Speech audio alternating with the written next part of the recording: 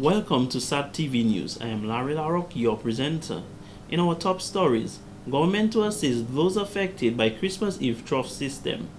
Diaspora and region rally around devastated Eastern Caribbean islands. Volgograd blast, second suicide bomb hits Russia City. And sports, Darren Bravo to miss remainder of ODI series against New Zealand. Details of these will follow.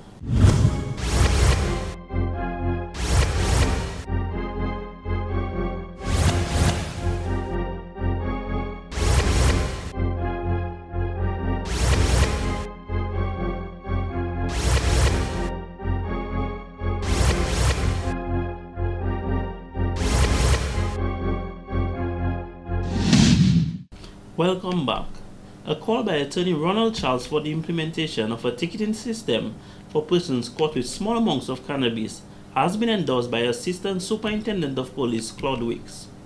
According to Mr. Charles, the same procedure where police can issue a ticket for parking on a no parking sign, the same officer with the implementation of the ticketing system can then give anyone caught with small amounts of cannabis a ticket. This system would prove to be an efficient way of dealing with the first-time offenders, especially as the magistrates court is faced with a backlog of cases and a lack of magistrates. Whatever way is possible to expedite cases within the court system, that would be pretty fine. Obviously, any new laws or recommendations or laws that are to be passed, as you well know, that definitely is for the legislators or the powers that be.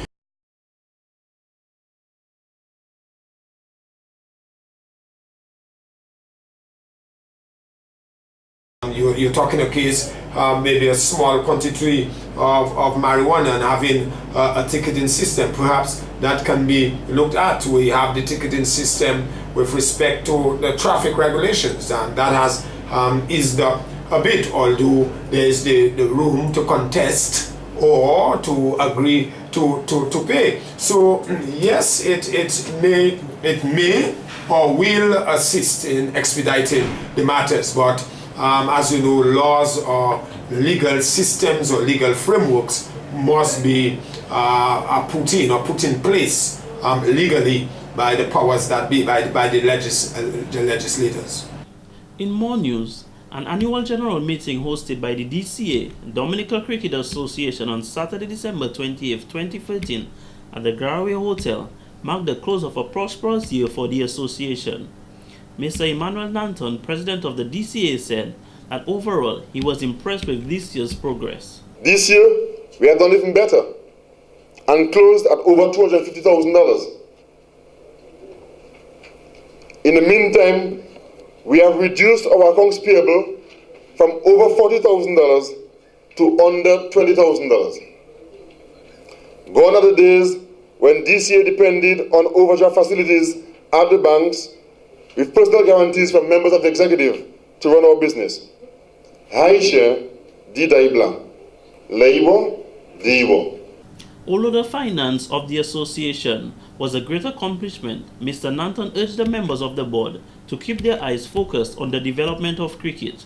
Let us keep our eyes focused on the big picture, and that is cricket development.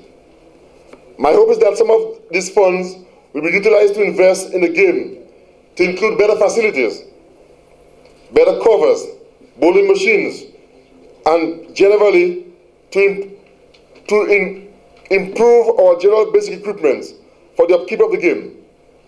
I would definitely like to see more and better covers at our grounds. Grounds where we play all over Dominica, and to include the grounds at the Caribbean territory. Among the major issues discussed, a step was taken toward the advancement of cricket in Dominica by developing a cricket academy. Work is well underway with the building to home the Dominica Cricket Academy at Benjamin's Park in Portsmouth. We are nearing completion on the second floor of the building with a 120 feet by 40 feet second floor for hosting and housing that academy. Funds for that were secured through sponsorship from an offshore gaming company here in Dominica, Telidom, with the support and approval of the Honorable Prime Minister. We are currently negotiating we were successfully negotiating $200,000 Eastern Caribbean for that facility. More monies are required, and we are currently negotiating more monies to continue and to complete that project. In closing, Mr. Nanton encouraged Dominicans to put their armors on and fight the battle with our very own Shane Shillingford. In other stories, the Cabinet of Dominica has taken a decision to assist those affected by a trough system which affected the island on Tuesday, December 24, 2013. Heavy rainfall on that day caused extensive damage to homes, businesses, and public infrastructure in the south, blocking off villages and leaving commuters stranded on their way to work or to do holiday shopping. Prime Minister and Minister for Finance Honorable Roosevelt Skerrit says that the government of Dominica will assist in providing 100% of the assessed value to repair dwelling houses, provide 60% of assessed value for personal household effects destroyed through flooding, replace textbooks, stationery, uniforms, and other school supplies, and provide limited assistance to businesses which suffered damage while paying rental costs for a limited period for those who have to be relocated. The total cleanup cost is estimated at $830,000, will include clearing of roads, drains, and dredging of rivers. Rehabilitation of infrastructure and mitigation is estimated at $45 million. In more news, police officer attached to the Criminal Investigations Department, Mr. Ansem Oshry, says he is lucky to be alive after the river in Castle Comfort flooded the apartment he and his girlfriend accommodates. This was a result of a recent trough system dumping a significant amount of rain on the island, which caused a lot of flooding, landslides, and roadblocks, particularly in the south of the island. Well, when I woke up, I heard the noise at the back of the house. You know, it sounded like thunder to me. So I went at the back there and I looked. You know, I saw the river so high. I saw the river splashing up. You know, so I told my girlfriend lived there with me. I told her, we need to get out of this place because if the river break the bank, you can come to us there. You know, so you know, I have to put a pants on me, a short pants, and so on, and we ran out of the house. He said while on the road near the house, they kept monitoring the river. Then suddenly, the river broke its banks, so they began to run in an attempt to get away from the raging water. In running with his girlfriend, Mr. Oshry revealed the water was so powerful that it threw them down on numerous occasions, injuring them. You know, my girlfriend is even pregnant, five months pregnant. Boy, I'm telling you that I don't know. Was she injured? Yeah, she got some injuries on her knee, you know, bruises and stuff. And her stomach is hurting and she's in pain right now. You know, but the road was blocked, so we couldn't go to the hospital, but they're taking her there in a while. Transporting her to the hospital was hindered for some time as the Citroen Highway and the Castle Comfort Road were both blocked by landslides. After some time, his girlfriend was moved via a stretcher carried by police officers and fire and ambulance personnel from one side of the landslide on the Citroen Highway to an awaiting vehicle on the opposite side and then transported to the hospital. Further inspection of the home revealed that it was flooded with at least 4 feet of muddy water along with debris.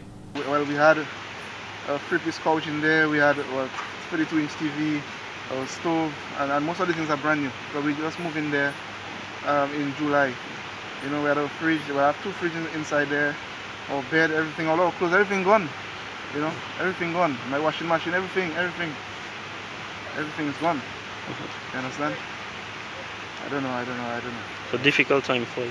I mean, I thank God for life, most importantly, but I don't know what can be done, you know, to assist me to help with my situation there. And in court news, Gav Jajak of River Street has been denied bail for an indictable offense.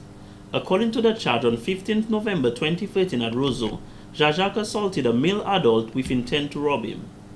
Jajak was not allowed to plea. The prosecution objected to bail on the grounds that the defendant had been billed just 3 days prior to the incident for the same offense. Magistrate Candia George informed Jajak that when he was bailed, he was one to be of good behavior and not to commit any offense while on bail. She added that under the circumstance, bail was being denied. The preliminary inquiry is scheduled for 14 February 2014. Meanwhile, Harrison Warrington was fined $1,000 for 2 summary offenses. He pleaded guilty to malicious damage to a security guard shirt, battery on a security guard, and uttering threats to the same security guard. The incident occurred on 24th December 2013 at the Fisheries Complex. In mitigation, Warrington told the court that he is struggling with an alcohol problem and was not aware of his actions since he was drunk. He was fined $500 for threats payable by 31st January 2014 and $500 for battery, which he must pay by 31st March 2014. Default of payment for each fine will result in 2 months in prison. There was no separate penalty for causing malicious damage. This has been the local segment of the news. Coming up next, regional highlights.